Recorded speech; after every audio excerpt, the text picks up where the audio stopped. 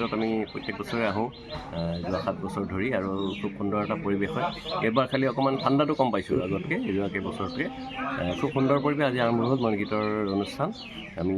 7 বছৰৰ পৰা কৌশিক নাথ আৰু আদিল হুছেইনৰ উদ্যোগত আৰু আমি লগত আছোঁ মই নয়ন প্ৰসাদ বিপুলজ্যোতি শইকীয়া উৎপল বৰপূজাৰী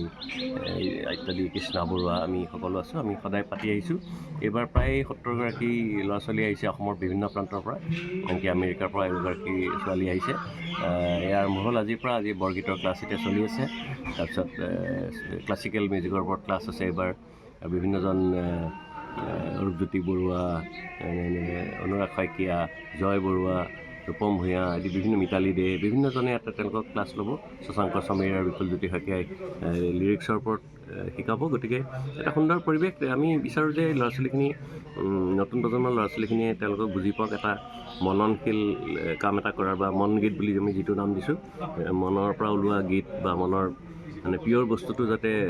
তেওঁলোকে সৃষ্টি কৰিব পাৰে বেছি প্ৰচাৰ বা এইবোৰৰ বিপৰীতে ভাল কাম সৃষ্টি কৰাৰ এটা যিটো তেওঁলোকৰ আগ্ৰহ সেইটো যাতে অলপ আগবঢ়াব পৰা যায় অকণ অলপ যদি পথ প্ৰদৰ্শন কৰিব পাৰে আদিল হুছেইনকে ধৰি বিভিন্নজনে সেই বিষয়ে তেওঁলোকক বিভিন্ন ক্লাছত কথা বতৰা পাতিব অন্তৰংগ আলাপ কৰিব গতিকে আশা কৰিছোঁ তেওঁলোক উপকৃত হ'ব আৰু খুব ভাল লাগিছে আৰু এই সুযোগতে মাজুলীবাসী ৰাইজকো আমি ধন্যবাদ জনাইছোঁ এইটো 2020 আৰম্ভ হৈছে এইখিনি সময়ত আমি সদায় আহোঁ মাজুলীলৈ আৰু নতুন উদীয়মান যোনখিনি শিল্পী ক্ৰিয়েটাৰ্ছ আৰ্টিষ্ট তেওঁলোকক আইডেণ্টিফাই কৰি আমি মাজুলী তেওঁলোকৰ 2-3 দিন কটাওঁ আদিল দা আহে পাপন আহে মই ত'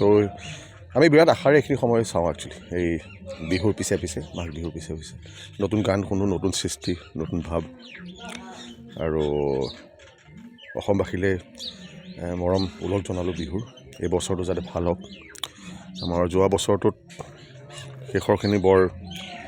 খুব বেছি ট্ৰেজিক আছিলে কিন্তু আকৌ সংগীতেৰে আৰম্ভ কৰিছোঁ গান হ'ব সৃষ্টি হ'ব মই তাকে ভাবোঁ আমি লাহেকৈ যাতে আমি অলপ পোহৰৰ ফালে চাওঁ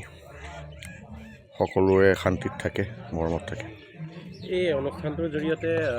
অসমবাসীলৈ বা নৱপ্ৰজন্মলৈ কি মেছেজ দিব বিচাৰে মই ভাবোঁ আমাৰ যোনটো ক্ষতি হ'ল আমি সেইটো ভাবি সেইটো এটা উদাহৰণ লৈ কেনেকৈ ভাল শিল্পীয়ে ভাল সৃষ্টি কৰে আমি সেইখিনি কথাই মনত ৰাখিব লাগে মোক সেইদিনা কোনোবাই সুধিছে আমি দিল্লীত আমি এটা কনভাৰ্চেশ্যনত মোক উৎপল দাই সুধিছে যে লেগেচিটো কেনেকৈ লৈ যাব লাগে মানুহৰ লেগেচি ভূপেন হাজৰিকাৰ কথা আজি জুবিনৰ লেগেচিটো অকল গানকেইটা নোটে নোটে গাই দিলে নহয় সেই চিন্তাখিনি ভাল চিন্তাখিনি আগলৈ লৈ যোৱাটোহে লেগেচি গানটোৰ নিজৰ ইণ্টাৰপ্ৰিটেশ্যন থাকে কিন্তু ভাল চিন্তাখিনি যাতে আমি লৈ যাওঁ যেনেকৈ জুবিনে যেনেকৈ গছ ৰুইছিলে কথা কৈছিলে চিনেমা এখনত যেনেকৈ কৈছে যে পাৰিলে ফুলো ছিঙিব নালাগে হেৰি গছে দুখ পাই বা হেৰি সেই মৰমটো যাতে আমি আগলৈ লৈ যাওঁ সেই মই ভাবোঁ লেগেচি সেইটো জুবিনৰ গানখিনি নতুন নতুন গোৱাটো লেগেচি নহয় সেইটো মানুহৰ ইণ্টাৰপ্ৰিটেশ্যন থাকিব মই ভাবোঁ সেইটো দেই মোৰ ব্যক্তিগত হেৰি কিন্তু মানুহে তেওঁৰ যিখিনি কাম কৰিছিলে যেনেকৈ মৰম কৰিছিলে যেনেকৈ সহায় কৰিছিলে সেইটোহে লেগেচি মই আশা কৰোঁ অসমলৈ আৰু অসমবাসীৰ মাজলৈ শান্তি ঘূৰি আহক আৰু জুবিন আত্মাই শান্তি পাওক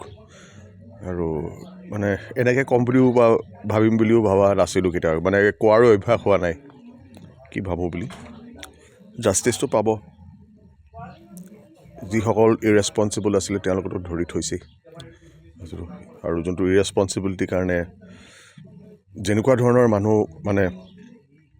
মই ভাবোঁ সেইখিনি সোনকালে হ'ব